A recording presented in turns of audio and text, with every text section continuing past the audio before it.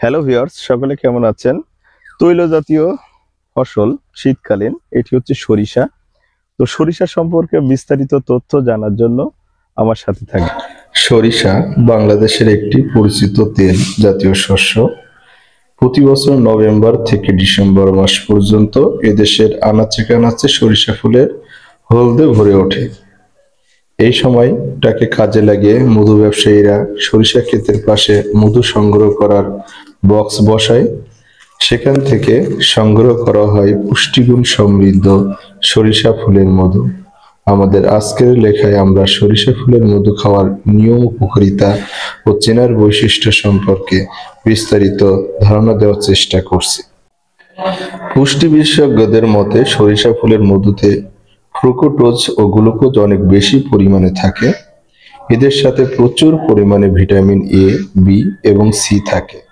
এছাড়া সরিষা ফুলের মধুতে সুক্রোজ ও মাল্টোজ খুব অল্প পরিমাণে থাকে, যা জীবাণু ধ্বংস করতে সাহায্য করে। এ কারণে প্রতিদিন সকালে ও রাতে খালি পেটে কমপক্ষে 1 চামচ করে মধু খেতে বলা হয়। র হিসাবে অর্থাৎ অন্য কোনো উপাদান না মিশিয়ে মধু খাওয়া প্রচলিত থাকলেও উপযোগ হিসাবে আরো অনেক জিনিসের সাথে সরিষা ফুলের মধু খাওয়া যায়। নিচে বিস্তারিত একটু আলোচনা করব। সরিষা ফুলের মধু জেলি হিসাবে ব্যবহার করা হয়, শরবত হিসেবে ব্যবহার করা হয়, চিনির বিকল্প হিসেবে ব্যবহার করা হয়, ড্রাই ফ্রুটের সাথে ব্যবহার করা হয়, দুধের সাথেও খাওয়া যায়, অন্যান্য উপাদানের সাথেও খাওয়া যায়।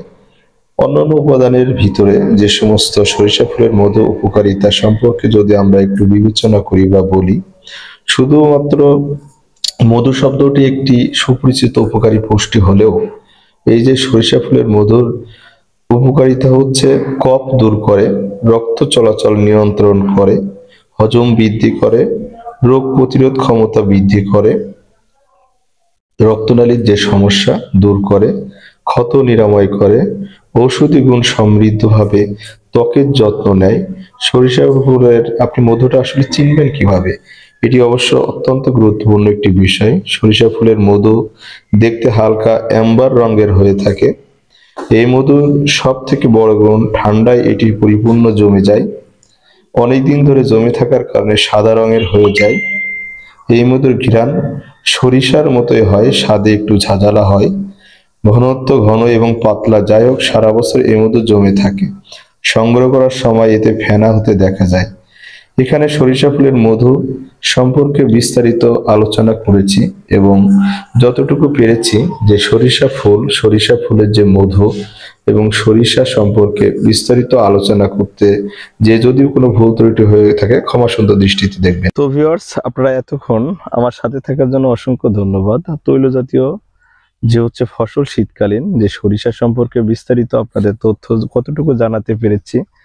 তো নতুন নতুন ভিডিও পেতে আমাদেরকে উৎসাহিত করবেন বা আমাকেও উৎসাহিত করবেন।